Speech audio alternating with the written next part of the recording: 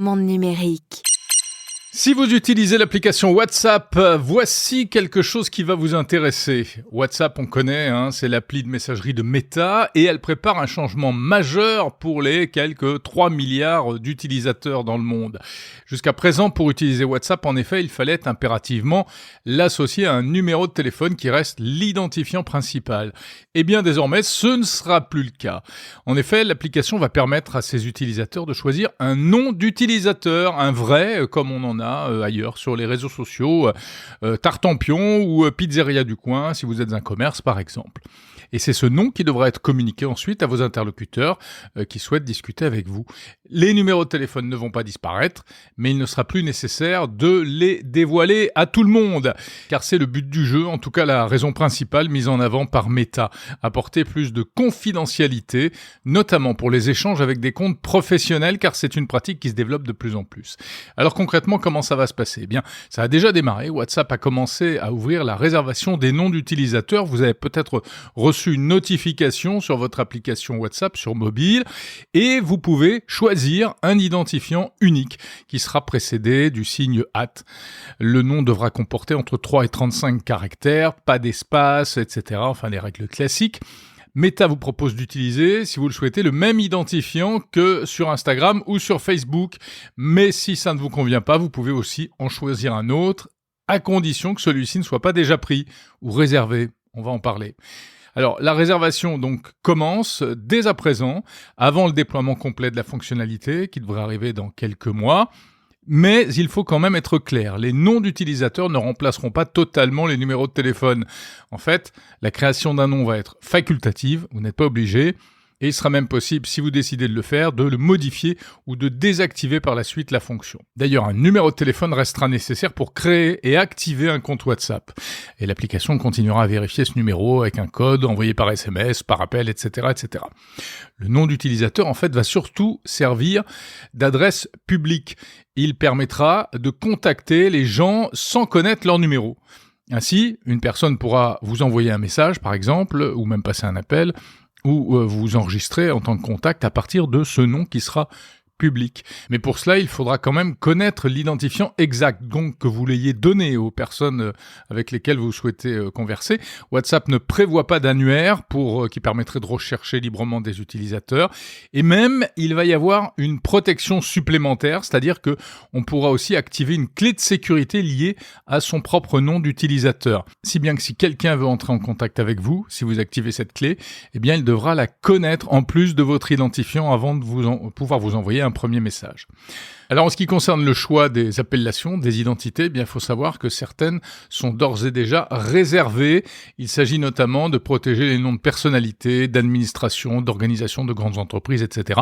pour éviter qu'un escroc ne récupère un identifiant connu et tente ensuite de s'en servir pour mener des actions malveillantes. Bon alors pourquoi Meta procède-t-il à cette transformation ? La première raison donc c'est la confidentialité, on l'a dit, puisque jusqu'à présent donner son contact WhatsApp, en fait ça revenait toujours à communiquer son numéro de téléphone personnel. Avec un proche ce n'est pas gênant, mais avec un vendeur, un client, un livreur, un artisan, etc., que l'on rencontre sur Internet, c'est pas la même chose. On n'a pas forcément envie de délivrer cette information personnelle.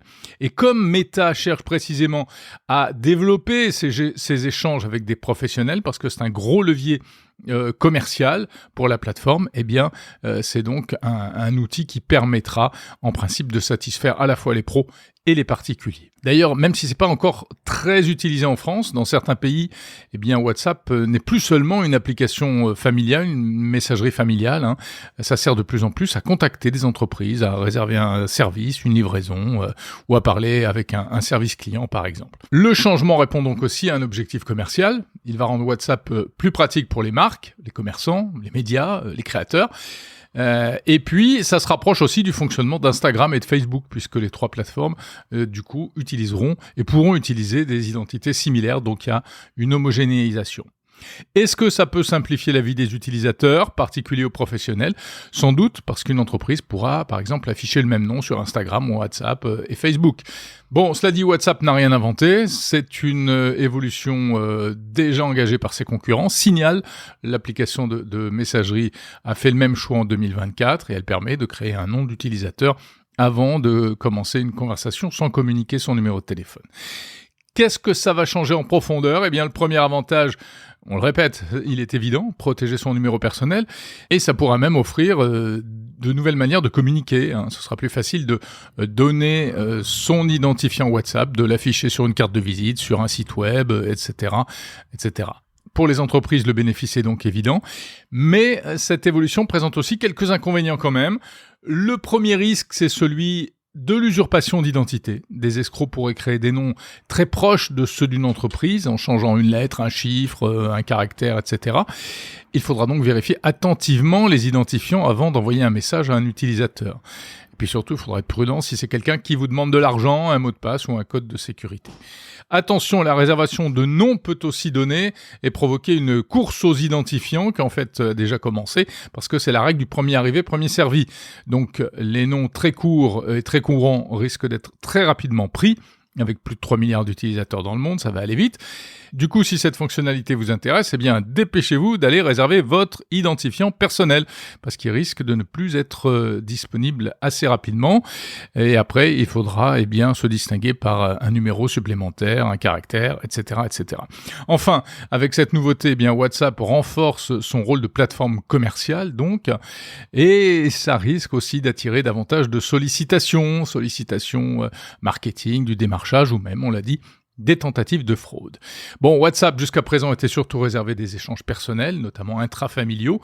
Là, l'application risque de s'ouvrir un peu aux quatre vents, puisqu'il sera plus facile, a priori, d'entrer en contact avec vous pour un oui, pour un non. Pour autant, ça ne transforme pas complètement et en profondeur WhatsApp en messagerie anonyme. Le numéro de téléphone restera la base technique, mais cela risque de transformer un peu les usages, sans doute en bien et aussi un petit peu en mal.